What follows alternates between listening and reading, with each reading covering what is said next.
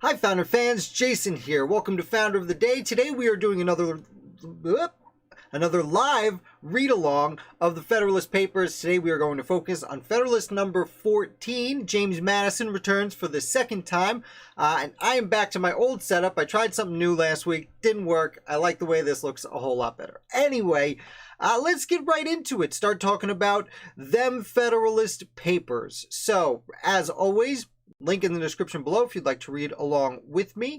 Pull up my copy here. And we are looking at Federalist number 14. Objections to the proposed Constitution from extent of territory answered. For the New York packet, James Madison, November 30th, 1787. So as Madison says there, we're looking from how big the objections people have against the size of the territory, which has been answered a few times. Just to briefly recap, generally, people who were upset about this, many of the anti-federalists didn't like that. They thought that there was just too big a piece of property with too many people on it for one nation to stand. So, to the people of the state of New York, let's see. We have seen the necessity of the Union as our bulwark against foreign danger, as the conservator of peace among ourselves, as the guardian of our commerce and other common interests, as the only substitute for those military establishments which have subverted the liberties of the old world, and as the proper antidote for the diseases of faction which have proved fatal to other popular governments, and of which alarming symptoms have been betrayed by our own. So, let's see. We've seen, so he's referencing the former Federalist Papers up to this point, saying how they've demonstrated that we need the Union to protect us from foreign dangers. Thank you, John Jay. Peace among ourselves, John Jay. Commerce and other interests. Thank you, Alexander Hamilton. The substitute for military establishments, subverted liberty. Okay, thank you, John Jay. So basically, military problems in Europe.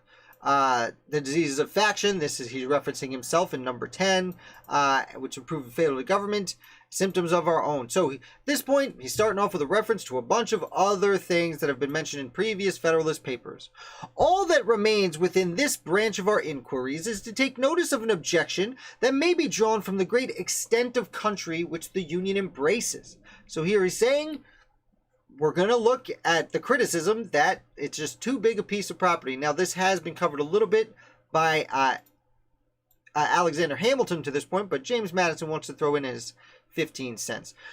A few observations on this subject will be the more proper, as it is perceived that the adversaries of the new Constitution are availing themselves of the prevailing prejudice with regards to the practicable sphere of Republican administration, in order to supply, by imaginary difficulties, the want of those solid objections which they endeavor in vain to find. So, what he's saying here, if we look quickly at this particular topic, its perceived adversaries, aka the anti-federalists, are prejudiced and looking at certain other authors, generally Montesquieu, to come to the conclusion that it's just too big a piece of land for one government. And it's interesting, they imaginary difficulties, and they endeavor in vain to find. So again, I will remind you as always, these are propaganda pieces. I know it's hard for a modern American audience to hear that these revered Federalist Papers that justified the Constitution were propaganda. They were written with the intention of convincing the people to support this new Constitution. Let's see, over here, can't see much. Okay, Let's get into it. The error which limits Republican government to a narrow district has been unfolded and refuted in preceding papers. So what he's saying here, the idea that a Republican government, according to the political author at the time, Montesquieu, can only work in a smaller place has been discussed already, as he says, like Hamilton had discussed it. I remark here only that it seems to owe its rise and prevalence chiefly to the confounding of a republic with a democracy, applying the former reasonings drawn from the nature of the latter. So the issue with it being this big is not that it's a republic, or, you know, it's not because it's a republic. You're thinking of a democracy. In a democracy, everyone has to show up in the town hall and raise their hands. And people from Georgia and people from New Hampshire obviously can't come to the same town hall and raise their hands. That's the point of a republic. And you're applying reasoning of a republic drawn from the nature of a democracy. And this does sound a lot like Hamilton's, I forget which number it was. It's like 7 or 8, I think. Maybe it was 11, where Hamilton said basically this. He went at length discussing the difference between the two.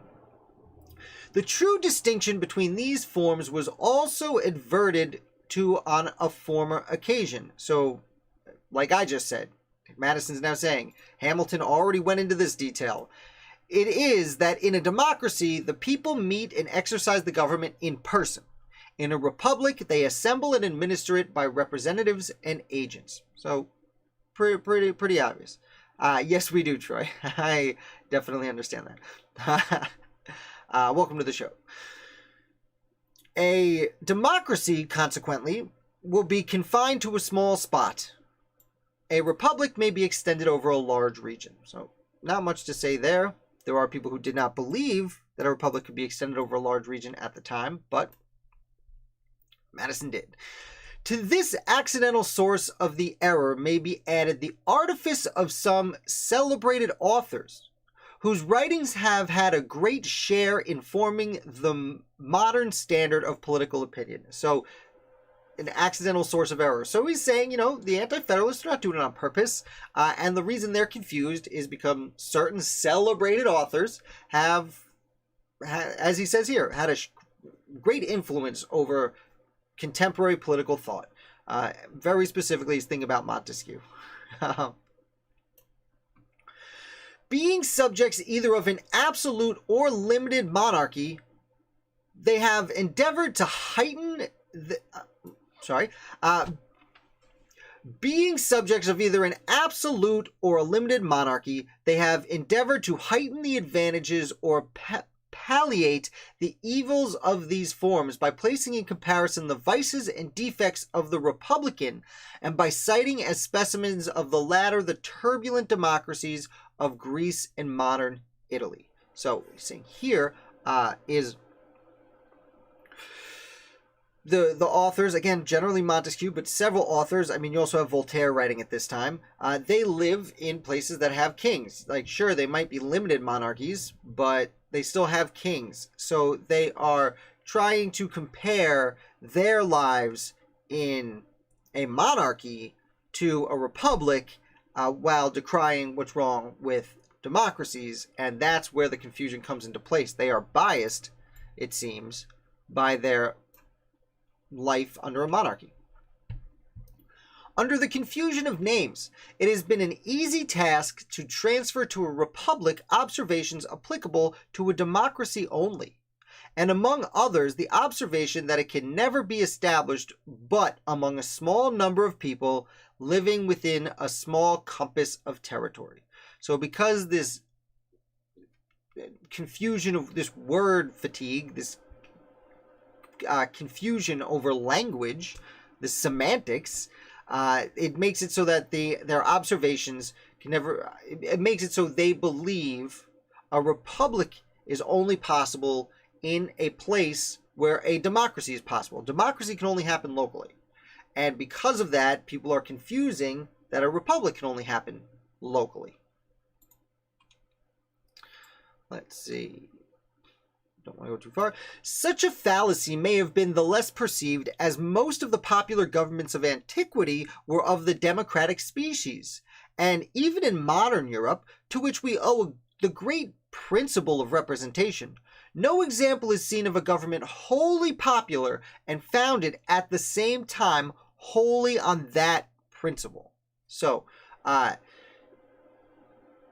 yes, the European governments, they are the ones who came up with these ideas of representation. We have them to thank for having representation in governments. But no government, there's no example of a government wholly popular and founded at the same time wholly on that principle. By which he means no government is a government of the people and is democratic. They are either democracies that are not democratic or republics that are, in a sense, for the people. If Europe has the merit of discovering this great mechanical power in government, by the simple agency of which the will of the largest political body may be concerned, and its force directed to any object which the public good requires, America can claim the merit of making the discovery the basis of unmixed and extensive republics. So, if Europe has discovered republicanism and democracies, just because the people, as far as the people of those nations are concerned, and it's forced to direct any object which the public good requires. America can claim the making the discovery the basis of unmixed and extensive republics. Interesting. So he's saying this is going to be America's big claim to fame, is that you can have a large nation under one republic. Unmixed and extensive republics. Extensive means a large republic under a large nation. I'm not sure what he means by unmixed.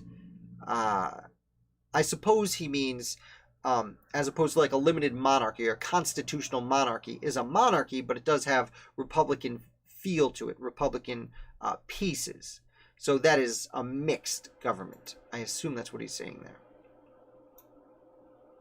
It is only to be lamented that any of her citizens should wish to deprive her of the additional merit of displaying its full efficacy in the establishment of the comprehensive system now under consideration. So, the only thing that could possibly go wrong with America in its glorious situation is that some people are anti-federalists and could stop the Constitution.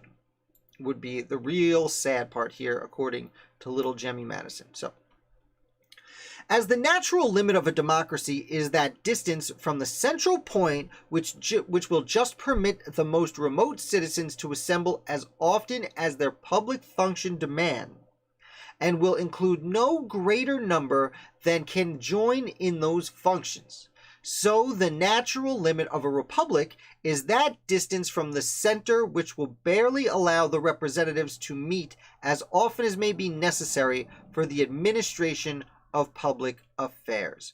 Okay, that's a whole heck of a mouthful. So, what he's saying here, whoops, clicked off, and I lost it, of course.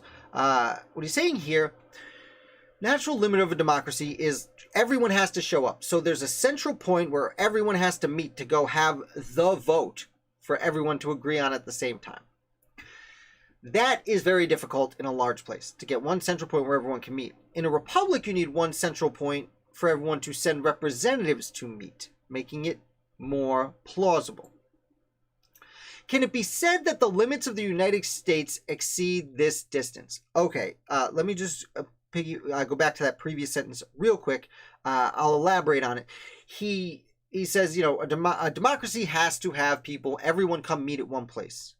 The problem with the republic is you have to send representatives to meet once in a while at a place. And now he's saying here, the real question is, the United States, is it too big for everyone to meet in a democratic fashion in one place? Obviously.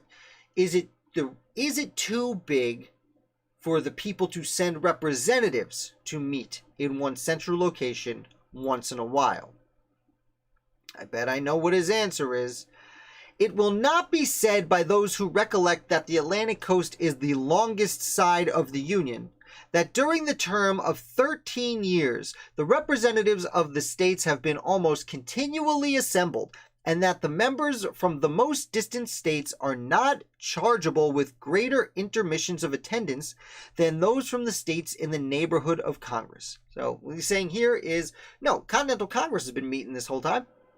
So obviously, we can send people to meet in one central location. It is possible. That we may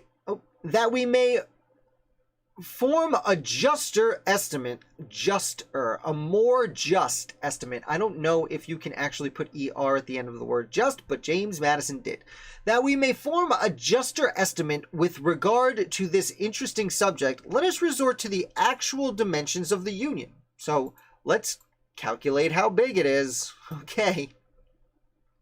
The limits, as fixed by the Treaty of Peace, are on the east the Atlantic, on the south the latitude of 31 degrees, on the west the Mississippi, and on the north an irregular line running in some instances beyond the 45th degree, in others falling as low as the 42nd. It's pretty obvious that at the time, the United States went from the Atlantic to the Mississippi and went basically from southern Georgia to the Great Lakes in Canada. Follow that line.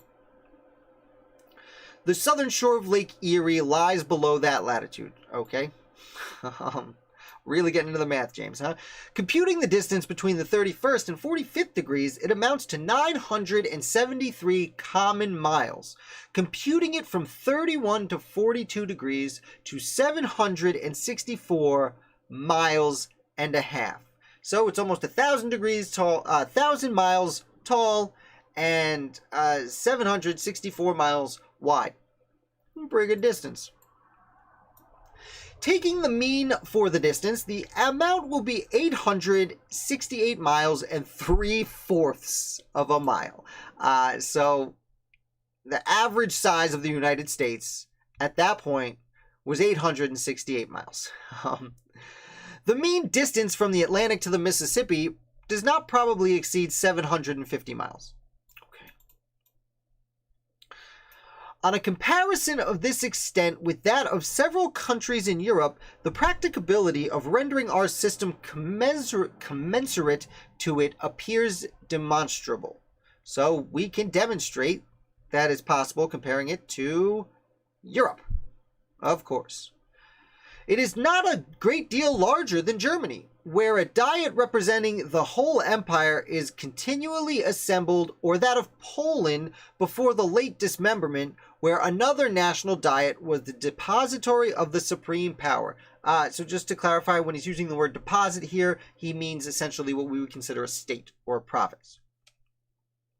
The United States saying is not that much bigger than Germany. It's a little bit bigger. Also, Germany at this point wasn't really united. It was separate states. As he says here with Poland, is dismembered. But essentially, Poland also was a series of states. Passing by France and Spain, we find that in Great Britain, inferior as it may be in size, the representatives of the northern extremity of the island have as far to travel to the National Council as will be required of those of the remote parts of the Union. So passing France and Spain, who are actually super powerful, Spain not quite what it was, but very powerful, France very powerful, he just passes by those to Great Britain, where he notes that the so London is where the seat of government was, so the people all the way in the northern part of Scotland would have to travel all the way to London. He's saying basically the same distance. He's also not taking into account all the colonies, which he should remember the colonies didn't have any say. But if they did, which is what they wanted, they would have had to travel a lot farther than that. Truthfully, I'm making his argument for him. I'm kind of surprised he didn't bring that up. Favorable as this view of the subject may be, some observations remain which will place it at a light still more satisfactory. So if you're not sold enough how easy it would be to travel, let's get into it even more. The first place, it is to be remembered that the general government is not to be charged with the whole power of making administering laws. So it's not like... So he said it's easy to get to the federal government. No big deal. Oh, also, they're not doing everything anyway. The states are supposed to do some of it, so you don't have to really travel that far. The subordinate governments, which can extend their care to all those other subjects which can be separately provided for, will retain their due authority and activity. So the subordinate government, it's really interesting he calls the state governments the subordinate governments, because that would have made a whole lot of people mad. The Anti-Federalists didn't want to be subordinated in their government. And they can care for those subjects which separately provided for will retain their authority. Now, yes, the state governments will have things to do under this Constitution, but as, I think it was the Impartial Examiner said, when the federal government can control the military and taxation, who cares about fence law? Like, mending fences. Like, okay, let's see.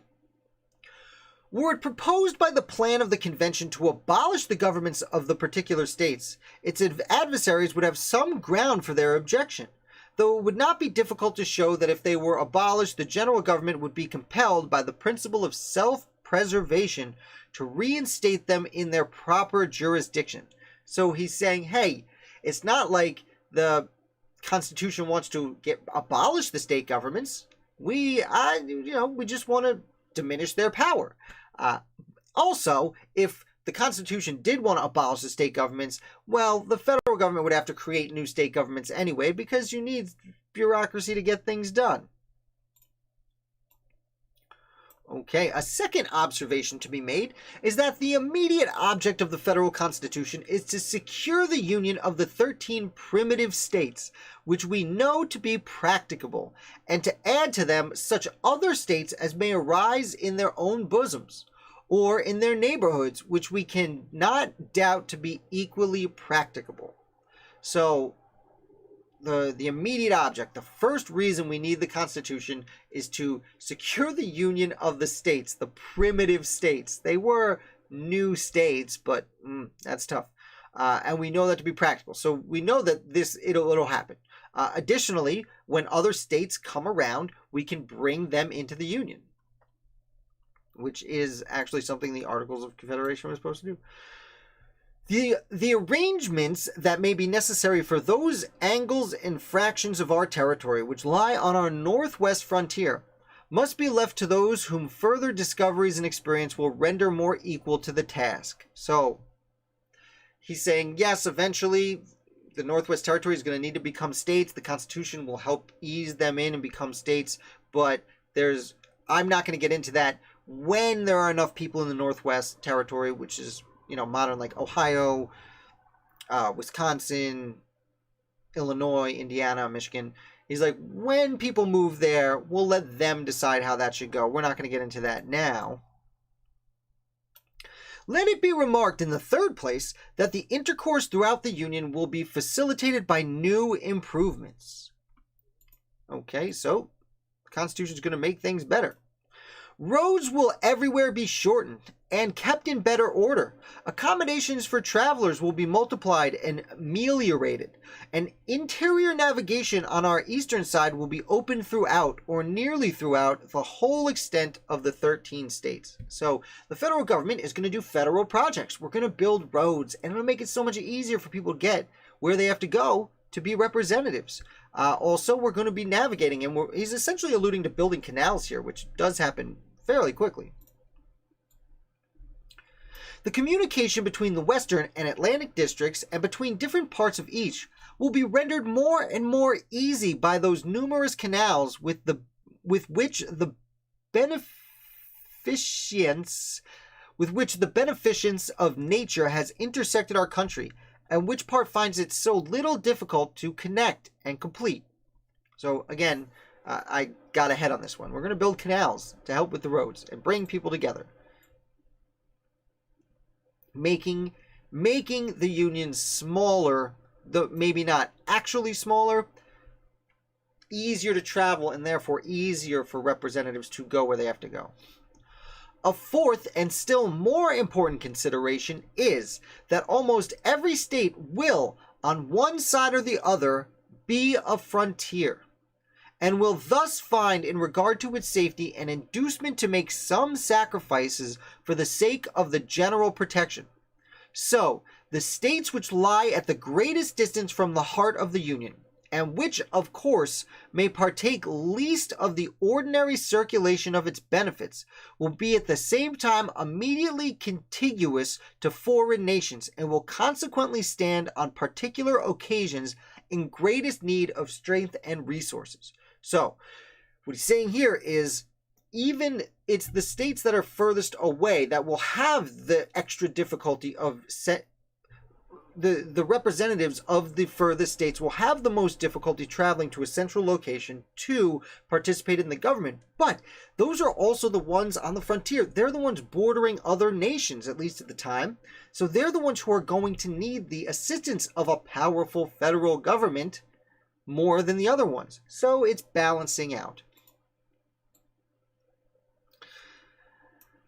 It may be inconvenient for Georgia or the states forming on our western or northeastern borders to send their representatives to the seat of government, but they would find it more so to struggle alone against an invading enemy, or even to support alone the whole expense of those precautions which may be dictated by the neighborhood of continual danger. So I got a little ahead again. Oh, spilled it myself. Getting pretty good at where James Madison is going with things. If they should derive less benefit, therefore, from the Union in some respects than the less distant states, they will derive greater benefit from it in other respects, and thus the proper equilibrium will be maintained throughout. So as I was saying before, yes, they might have a little bit more difficulty traveling here, though we're fixing new roads and canals to make that easier. They might have more difficulty traveling if they're a distant state, but they get the extra protection that they need. I submit to you, my fellow citizens, these considerations, in full confidence that the good sense which has so often marked your decisions will allow them their due weight and effect, and that you will never suffer difficulties, however formidable in appearance, or however fashionable the error on which they may be founded, to drive you into the gloomy and perilous scene into which the advocates for disunion would conduct you. So, as opposed to Hamilton, who's a little bit aggressive, James Madison says how smart the reader is. You get it. Use your good sense. And you will see that any difficulties that might arise under the Constitution are the benefits far outweigh any difficulties we run into. Don't be, I like how he says fashionable. Don't be fooled by the fashionable error that the Anti-Federalists are throwing out there, that this is too big a piece of land for one united country. No. We can make this happen. I love that he calls it fashionable to be against the Constitution, which in New York at the time, it kind of was. Hearken not to the unnatural voice which tells you that the people of America, knit together as they are by so many cords of affection, can no longer live together as members of the same family, can no longer continue the mutual guardians of their mutual happiness, can no longer be fellow citizens of one great, respectable, and flourishing empire. So again, he's obviously been talking to Hamilton. Madison doesn't do it nearly as much as Hamilton, but he, again, is kind of saying, if we're not going to have the Constitution, I guess we're not going to have anything, which most of the Anti-Federalists were not about. They wanted a union. They wanted a confederation. They just wanted these guys to fix the Articles of Confederation. And they came back not having done that. According to Brutus, Cato, the Anti-Federalist, who's probably George Clinton, governor of New York. They came back and didn't do the one thing they were asked to do, which was fix the Articles of Confederation. And now they have this talking point of, well, we came back with the Constitution, and I guess if you don't want the Constitution, you don't want anything, which is just simply not true. It's a little bit of Hamilton coming out in James Madison right there. Hearken not to the voice which perpetually tells you that the form of government recommended for your adoption is a novelty in the political world, that it has never yet had a place in the theories of the wildest projectors, that it rashly attempts what it is impossible to accomplish. So don't listen to people who say that it is impossible for this Constitution to work.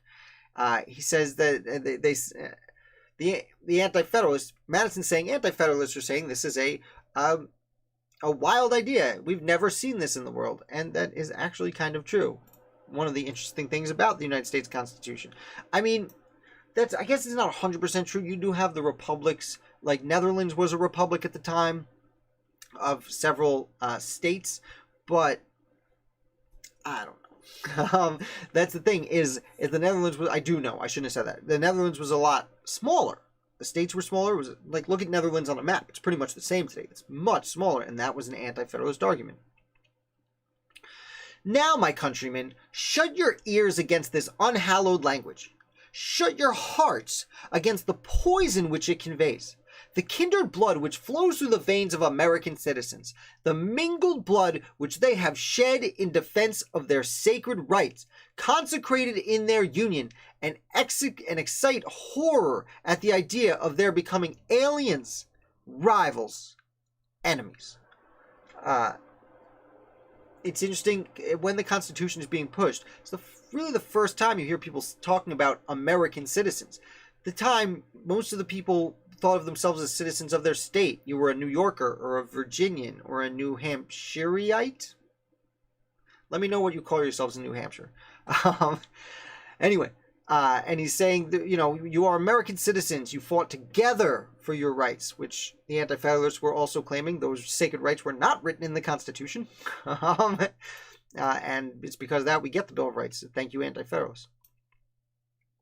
And if novelties are to be shunned, believe me, the most alarming of all novelties, the most wild of all projects, the most rash of all attempts, is that of rendering us in pieces in order to preserve our liberties and promote our happiness.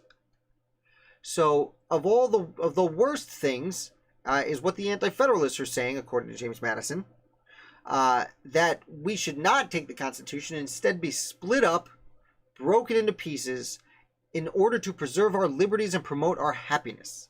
He's saying preserving our liberties and promoting our happiness is not as important as accepting the Constitution, giving up some of our liberties and apparently some of our happiness to secure the new Constitution. But why is the experiment of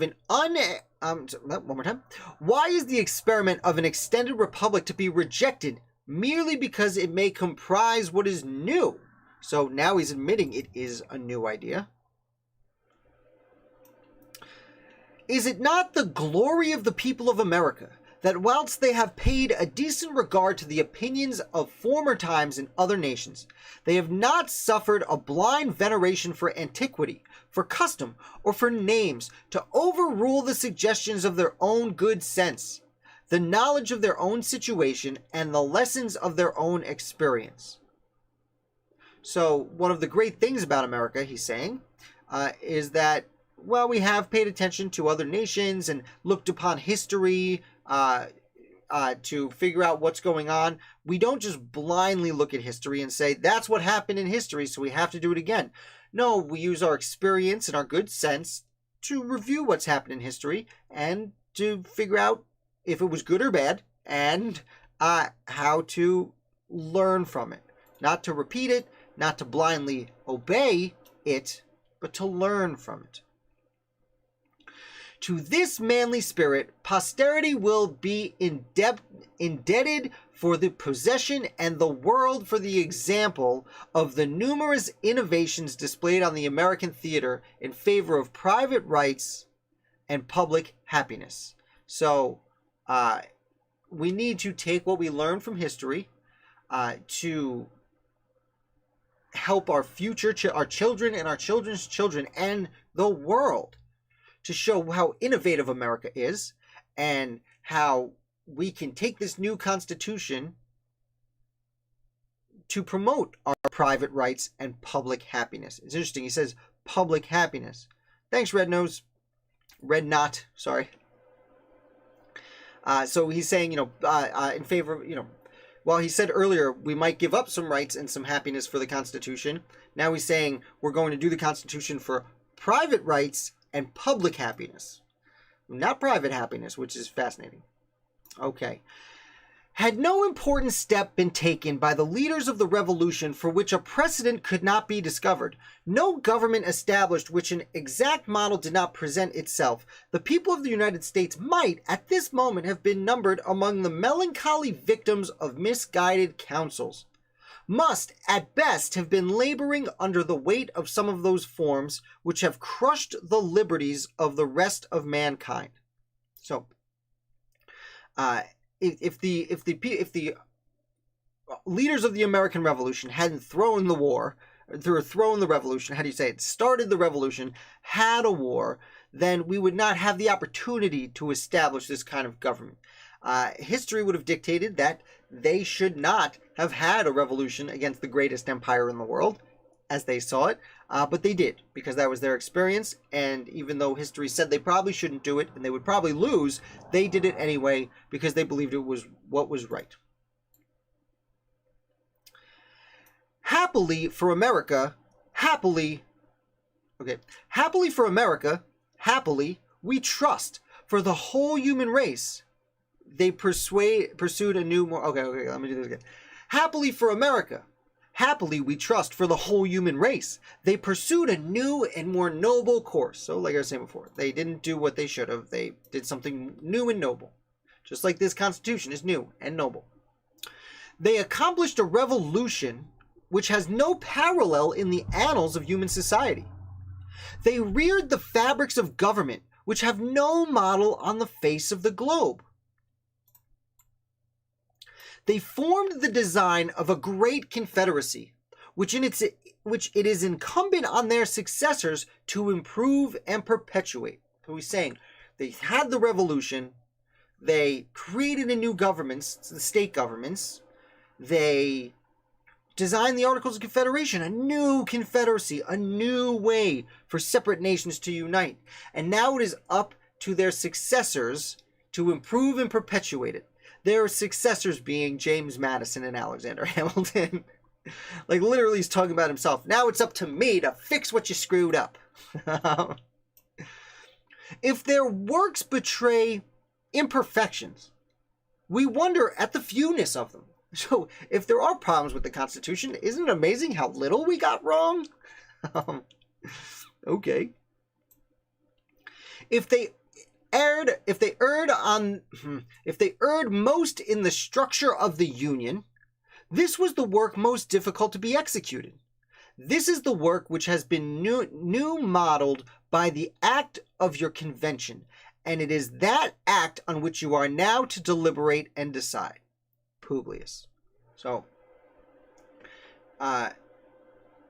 okay, let me go back to the last sentence. It wasn't him saying, "Hey, if there's problems with the Constitution," he's actually saying, it's they and their work. So it's actually they made the Confederacy, and now we have to fix it. And if there were things wrong with the Articles of Confederation, it's amazing how few of them there are. They did such a great job with the Articles of Confederation, but they made mistakes in the structure of it, and that's because that's the hard part. So that's why we've modeled this new government, and that's why you need to accept it. Publius. So the first thing you know, I'll bring myself back up here. There I am. Excuse me. A lot of talking. The first thing you note when you read this, James Madison is so much harder to read than Alexander Hamilton, even though he writes a lot better, more professionally. Hamilton's more writing from the heart, when Madison's writing intellectually. He does a very good job of making this intellectual discussion easier for at least common people of the 18th century to digest, while on the flip side, Hamilton makes common speak sound very intellectual, which he is an intellectual about it. These are, I will remind you, Enlightenment philosophers. It might sound a little crazy to call them that, but Thomas Jefferson, Alexander Hamilton, James Madison, these are Enlightenment philosophers. This point in time is just as the Enlightenment is transitioning to the industrialization, or the industrial age. That being said, in this piece, Madison is doing what he outlines in the title. He's saying it's not too big. We went through the reasons why it's not too big, mostly because it's not a democracy and we don't need everyone to show up. We just need a few representatives to show up. If you look at the Continental Congress, people have been showing up this whole time to the Continental Congress, haven't had much problem. Additionally, the federal government is going to invest in roads, which makes that travel easier, and it's going to invest in canals, which will make that travel easier. Furthermore, the states that will have the longest to travel, he references Georgia, and he also kind of references back to future states that hadn't yet become states but would. If they have further to travel, well, at least it makes up for it that they're also the ones who will need the federal government to come together and defend them, which you might not have if we're not united. Troy, if there were so few errors in the articles, I would ask Mr. Madison why they needed an entirely different constitution. You and the leaders of the state of New York and the state of Virginia had the same question. If there were so few errors, Troy, that's the I forget exactly which number, but we discussed it recently in one of the Cato essays written by George Clinton, governor of New York. Said exactly that. Hey, we sent them to Philadelphia to fix the Articles of Confederation. They didn't do that. That was the only thing we asked of them, and they didn't do that. Instead, they said, hey, we got a new government. Put us in charge of everything. And, well, not exactly what people were looking for. And that's why these votes are so close. It escapes me off the top of my head, but, like, New York only ratifies the Constitution by, like, 10 votes. So does Virginia. Virginia has, like, 300 people vote, and if 6 people voted against the Constitution, it doesn't happen. Because if you don't have Virginia, you just don't have the Constitution. You know, New York was getting to be pretty powerful at that point, but you could do it for a while without New York, and eventually New York would have to concede. You don't do it without Virginia. You just don't. So, great question, Troy, even though I believe it was hypothetical. Is that the right way to say it? So I hope you guys enjoyed this. It was a little bit longer than yesterday's. Yesterday's was pretty short, but that's why I didn't do them lumped together. I might do it next time. I'm thinking about doing another one tomorrow. Got a whole bunch of fun stuff coming up. Remember, if you're watching live, type in !Continentals to see how much money you've accumulated. And we will be back with another Founder for You tomorrow.